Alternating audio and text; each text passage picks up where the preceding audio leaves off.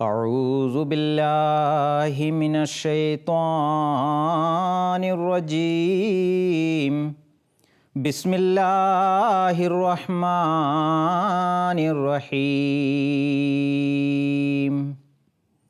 اللهم صل على محمد وعلى آل محمد كما صليت على إبراهيم وعلى آل إبراهيم إنك حميد مجيد اللهم بارك على محمد وعلى آل محمد كما باركت على إبراهيم وعلى آل إبراهيم إنك حميد مجيد. വ്യർത്ഥ കാര്യങ്ങളിൽ നിന്ന് വിട്ടുനിൽക്കുക എന്ന വിഷയത്തെ സംബന്ധിച്ചാണ് ഇന്നത്തെ ദർസ്. ഒരു സത്യവിശ്വാസിയുടെ ലക്ഷണത്തെ സംബന്ധിച്ച് വിശുദ്ധ ഖുർആനിൽ അല്ലാഹു പറയുന്നു, വല്ലദീനഹും അനിൽ ലഗ്വി മുഅ്രിദൂൻ. അവർ വ്യർത്ഥമായ കാര്യങ്ങളിൽ നിന്നും മുഖം തിരിക്കുന്നവരാകുന്നു. സൂറ അൽ മുഅ്മിനൂൻ ആയത്ത് നമ്പർ 4. വല്ലദീന ലാ യശ്ഹദൂന അസ്സൂറ വഇസാ മറൂ ബില്ലഗ്വി മറൂ കിറാമാ. കള്ളസാക്ഷി പറയാത്തവരുമാണവർ. മാത്രമല്ല വ്യർത്ഥമായ കാര്യങ്ങളുടെ അടുത്തുകൂടി അവർ കടന്നു പോകാനിടയായാൽ അതിൽ പ്രവേശിക്കാതെ മാന്യന്മാരായി നടന്നു പോകുന്നവരുമാണവർ. സൂറ അൽ ഫുർഖാൻ 73-ാമത്തെ വചനം. വഇദാ സമിഉൽ ലഗ്വ അഅറദൂ അൻഹു വഖാലൂ ലനാ അഅമാലുനാ വലക്കും അഅമാലുക്കും സലാമുൻ അലൈക്കും ലാ നബ്തഗിൽ ജാഹിലീൻ. അവർ വ്യർത്ഥമായ വാക്ക് കേട്ടാൽ അതിൽ നിന്ന് ഒഴിഞ്ഞു മാറുന്നു. നിങ്ങൾക്ക് നിങ്ങളുടെ ജോലിയുണ്ട്, ഞങ്ങൾക്ക് ഞങ്ങളുടെ ജോലിയും. നിങ്ങൾക്ക് സലാം. അവിവേകികളുമായി ബന്ധപ്പെടാൻ ഞങ്ങൾ ആഗ്രഹിക്കുന്നില്ല എന്നവർ പറയും. സൂറ അൽ ഖസസ് 56-ാമത്തെ വചനം. ഹസ്രത്ത് മുഹമ്മദ് മുസ്തഫ സല്ലല്ലാഹു അലൈഹി വസല്ലം തിരുമേനി ഇത് സംബന്ധമായി ഒരു ഹദീസിൽ പറയുന്നു, മിൻ ഹുസ്നി ഇസ്ലാമിൽ മർഇ തർക്കഹു മാ ലാ യഅ്നീഹി. അതായത് വ്യർത്ഥമായ കാര്യങ്ങളിൽ നിന്ന് വിട്ടുനിൽക്കുക എന്നതാണ് ഒരു വ്യക്തിയുടെ ഉത്തമമായ ഇസ്ലാം. തിർമിദി. കാലത്തിൻ്റെ ഇമാമായ ഹസ്രത്ത് മസീഹ് മൗഊദ് അലൈഹിസ്സലാത്തു വസ്സലാം തൻ്റെ ജമാഅത്തിന് ഉപദേശം നൽകിക്കൊണ്ട് പറയുന്നു, വല്ലദീനഹും അനിൽ ലഗ്വി മുഅ്രിദൂൻ എന്നതിൻ്റെ അർത്ഥം വ്യർത്ഥമായ ബന്ധങ്ങളിൽ നിന്ന് സ്വയം തന്നെ അകറ്റി നിർത്തുന്നവനാണ് യഥാർത്ഥ വിശ്വാസി എന്നാണ്. വ്യർത്ഥമായ കാര്യങ്ങളിൽ നിന്ന് സ്വയം അകറ്റി നിർത്തുന്നത് അള്ളാഹുമായി ബന്ധം സ്ഥാപിക്കുന്നതിന് കാരണമായി തീരുന്നു. അതായത് വ്യർത്ഥ കാര്യങ്ങളിൽ നിന്ന് മനസ്സിനെ വേർപെടുത്തുന്നത് അള്ളാഹുമായി മനസ്സിനെ ബന്ധിപ്പിക്കലാകുന്നു. വീണ്ടും പറയുന്നു, നമസ്കാരത്തിൽ ഭക്തിയും വികാരവും പ്രകടിപ്പിക്കുന്നവർ മാത്രമല്ല സത്യവിശ്വാസികൾ. അതിലുപരി ഭക്തിയും വികാരവും ഉണ്ടായിട്ടും എല്ലാ വ്യർത്ഥമായ സംസാരങ്ങളിൽ നിന്നും വ്യർത്ഥമായ പ്രവൃത്തികളിൽ നിന്നും വ്യർത്ഥമായ ബന്ധങ്ങളിൽ നിന്നും ഒഴിഞ്ഞു മാറുന്നവരാണ് അവർ. തങ്ങളുടെ ഭക്തിയുടെ അവസ്ഥയെ അനാവശ്യ പ്രവൃത്തികളോടും വ്യർത്ഥമായ കാര്യങ്ങളോടും ചേർത്ത് നഷ്ടപ്പെടുത്തുകയോ പാഴാക്കുകയോ ചെയ്യാത്തവർ. അവർ സ്വാഭാവികമായി എല്ലാ വ്യർത്ഥമായ കാര്യങ്ങളിൽ നിന്നും വേർപെടുകയും ചെയ്യുന്നു. അനാവശ്യ കാര്യങ്ങളോടും അനാവശ്യ പ്രവൃത്തികളോടും അവരുടെ ഹൃദയത്തിൽ വെറുപ്പുണ്ടാകുന്നു. അതിനാൽ ലോകത്തിലെ വ്യർത്ഥമായ കാര്യങ്ങളിൽ നിന്നും വ്യർത്ഥമായ പ്രവൃത്തികളിൽ നിന്നും വ്യർത്ഥമായ കാഴ്ചകളിലും വിനോദങ്ങളിൽ നിന്നും വ്യർത്ഥമായ കൂട്ടുകെട്ടുകളിൽ നിന്നും ഒരാളുടെ ഹൃദയം ശാന്തമാകുന്നത് യഥാർത്ഥത്തിൽ അള്ളാഹുമായി ബന്ധം സ്ഥാപിക്കുകയും അവൻ്റെ മഹത്വവും ഭയവും ഹൃദയത്തിൽ അതിജയിക്കുകയും ചെയ്യുമ്പോഴാണ്. അള്ളാഹുവിൽ വിശ്വസിച്ചുകൊണ്ട് എല്ലാ വ്യർത്ഥമായ സംസാരങ്ങളിൽ നിന്നും വ്യർത്ഥമായ പ്രവൃത്തികളിൽ നിന്നും വ്യർത്ഥമായ സദസ്സുകളിൽ നിന്നും വ്യർത്ഥമായ ചലനങ്ങളിൽ നിന്നും ലഘുവായ അതായത് വ്യർത്ഥമായ ബന്ധങ്ങളിൽ നിന്നും വ്യർത്ഥമായ വികാരങ്ങളിൽ നിന്നും ഒഴിഞ്ഞു മാറണം. ജമീമ ബറാഹിൻ അഹമ്മദിയ ഭാഗം 5 വാല്യം 21 പേജ് 199-200. സയ്യിദന ഹദ്രത്ത് ഖലീഫത്തുൽ മസീ അൽ ഖാമിസ് അയ്യദഹുല്ലാഹു തആല ബിൻ നസ്രിൽ അസീദ് ഇത് സംബന്ധമായി ജമാഅത്തിന് ഉപദേശിച്ചുകൊണ്ട് പറയുന്നു, ഹദ്രത്ത് മസീഹി മൗഊദ് അലൈഹിസ്സലാത്തു വസ്സലാം ഒരു അഹമ്മദിയിൽ നിന്ന് പ്രതീക്ഷിക്കുന്നത് എല്ലാ തരത്തിലുമുള്ള കളവ്, നുണ, വ്യഭിചാരം, ദുർനോട്ടം, കലഹം, അക്രമം, വഞ്ചന, കുഴപ്പമുണ്ടാക്കൽ, ധിക്കാരം എന്നിവയിൽ നിന്ന് എല്ലാ സാഹചര്യങ്ങളിലും ഒഴിഞ്ഞു നിൽക്കണമെന്നതാണ്. ഞാൻ ഈ തിന്മകളിൽ നിന്ന് രക്ഷപ്പെടുന്നുണ്ടോ എന്ന് എല്ലാ സമയത്തും സ്വയം വിലയിരുത്തേണ്ടത് ആവശ്യമാണ്. ചില ആളുകൾ ഈ കാര്യങ്ങളെ വളരെ ചെറുതും നിസ്സാരവുമായ കാര്യങ്ങളായി കണക്കാക്കുന്നു. തങ്ങളുടെ ബിസിനസ്സിലും ഇടപാടുകളിലും അവർ കളവ് പറയുന്നു. അവരുടെ കാഴ്ചപ്പാടിൽ കളവ് ഒരു നിസ്സാര കാര്യമാണ്. എന്നാൽ അള്ളാഹു അതിനെ ഷിർക്കിന് അഥവാ ബഹുദൈവ ആരാധനയ്ക്ക് തുല്യമായി കണക്കാക്കിയിരിക്കുന്നു. വ്യഭിചാരം, ദുർനോട്ടം എന്നിവയുമുണ്ട്. ഈ തിന്മകൾ ഇന്ന് മാധ്യമങ്ങൾ കാരണം വ്യാപകമായി കൊണ്ടിരിക്കുകയാണ്.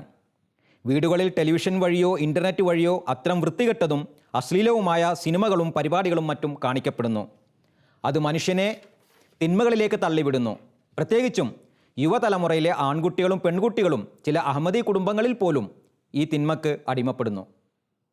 ആദ്യം പുരോഗമനപരമായ കാഴ്ചപ്പാട് എന്ന പേരിൽ ഈ സിനിമകൾ കാണുന്നു. പിന്നീട് ചില നിർഭാഗ്യകരമായ കുടുംബങ്ങൾ പ്രായോഗികമായി ഈ തിന്മകളിൽ അകപ്പെടുന്നു. ഈ വ്യഭിചാരം എന്നത് തലച്ചോറിൻ്റെയും കണ്ണിൻ്റെയും വ്യഭിചാരവും കൂടിയാണ്. അത് പിന്നെ വർദ്ധിച്ച് യഥാർത്ഥ തിന്മകളിലേക്ക് മനുഷ്യനെ എത്തിക്കുന്നു. മാതാപിതാക്കൾ തുടക്കത്തിൽ ശ്രദ്ധിക്കുന്നില്ല. വെള്ളം തലക്ക് മുകളിലൂടെയാകുമ്പോൾ അവർ ദുഃഖിക്കുകയും കരയുകയും ചെയ്യുന്നു. ഞങ്ങളുടെ തലമുറ വഴിതെറ്റി, ഞങ്ങളുടെ മക്കൾ നശിച്ചു എന്ന് പറഞ്ഞ്. അതിനാൽ അവർ തുടക്കം മുതൽ ശ്രദ്ധിക്കണം.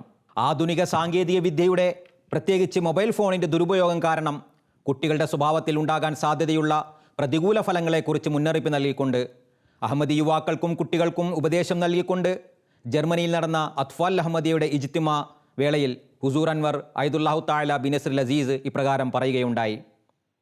കൂടാതെ ഇന്ന് ഇവിടെ കുട്ടികൾക്കിടയിൽ ഒരു വലിയ രോഗമുണ്ട്. മാതാപിതാക്കളോട് ഞങ്ങൾക്ക് മൊബൈൽ ഫോൺ വാങ്ങിത്തരണമെന്നാവശ്യപ്പെടുന്നു. 10 വയസ്സാകുമ്പോഴേക്കും മൊബൈൽ ഫോൺ ഞങ്ങളുടെ കൈവശമുണ്ടായിരിക്കണം. നിങ്ങൾ എന്ത് ബിസിനസ്സാണ് ചെയ്യുന്നത്? മിനിറ്റിന് വിളിച്ച് വിവരങ്ങൾ ശേഖരിക്കേണ്ട ഏതെങ്കിലും ജോലി നിങ്ങൾക്കുണ്ടോ? ചോദിച്ചാൽ അവർ പറയുന്നു, ഞങ്ങൾക്ക് മാതാപിതാക്കളെ വിളിക്കാനാണ്. നിങ്ങളുടെ ഫോണിനെക്കുറിച്ച് മാതാപിതാക്കൾക്ക് ആശങ്കയില്ലെങ്കിൽ നിങ്ങൾക്കും ആശങ്ക ഉണ്ടാകേണ്ടതില്ല. കാരണം ഫോൺ വഴി തെറ്റായ കാര്യങ്ങൾ ഉടലെടുക്കുന്നു. ഫോൺ വഴി ആളുകൾ ബന്ധങ്ങൾ സ്ഥാപിക്കുകയും അത് പിന്നീട് കുട്ടികളെ വഴിതെറ്റിക്കുകയും വൃത്തികെട്ട ശീലങ്ങൾ പഠിപ്പിക്കുകയും ചെയ്യുന്നു. അതിനാൽ ഫോൺ വളരെ ദോഷകരമായ ഒരു വസ്തുവാണ്. അത് കാരണത്താൽ തെറ്റായ കാര്യങ്ങളിൽ അകപ്പെട്ടു പോകുന്നു എന്നതിനെക്കുറിച്ച് കുട്ടികൾക്ക് ബോധമുണ്ടാകുന്നില്ല. അതുകൊണ്ട് അതിൽ നിന്നും നിങ്ങൾ ഒഴിഞ്ഞു നിൽക്കുക. ഞാനിപ്പോൾ പറഞ്ഞതുപോലെ TV പരിപാടികളിലും കാർട്ടൂണുകൾ അല്ലെങ്കിൽ വിജ്ഞാനപ്രദമായ ചില പരിപാടികൾ എന്നിവ കാണാവുന്നതാണ്. എന്നാൽ വൃത്തികെട്ടതും വ്യർത്ഥവുമായ എല്ലാ പരിപാടികളിൽ നിന്നും ഒഴിഞ്ഞു നിൽക്കണം. ജർമ്മനിയിലെ അത്ഫാൽ അഹമ്മദിയുടെ വാർഷിക സമ്മേളനത്തോടനുബന്ധിച്ചുള്ള പ്രസംഗത്തിൽ നിന്ന് 2011 സെപ്റ്റംബർ 16. വിനോദത്തിന് വേണ്ടി കുട്ടികൾ മാത്രമല്ല, മുതിർന്നവരും മണിക്കൂറുകളോളം ടെലിവിഷന് മുന്നിലിരിക്കുന്നു. അതിൻ്റെ ഫലമായി ചില ആളുകൾക്ക് തിന്മകളെ തിന്മയായി കാണാനുള്ള ബോധം നഷ്ടപ്പെടുന്നു. അതിനാൽ അനാശാസ്യമായ ടെലിവിഷൻ പരിപാടികൾ കാണുന്നതിൽ നിന്നും അനാവശ്യമായ അപകടകരമായ വ്യർത്ഥമായ വഴിയിൽ നടക്കുന്നതിൽ നിന്നും ഒഴിഞ്ഞു നിൽക്കാൻ ഉപദേശിച്ചുകൊണ്ട് ഹുസൂർ ഐദുല്ലാഹു തആല ബിൻ നസ്രിൽ അസീസ് ഇപ്രകാരം പറയുന്നു. അതുകൊണ്ട് പിശാചിൻ്റെ ആക്രമണത്തിൽ നിന്ന് രക്ഷപ്പെടാൻ ശക്തമായ പരിശ്രമം ആവശ്യമാണ്.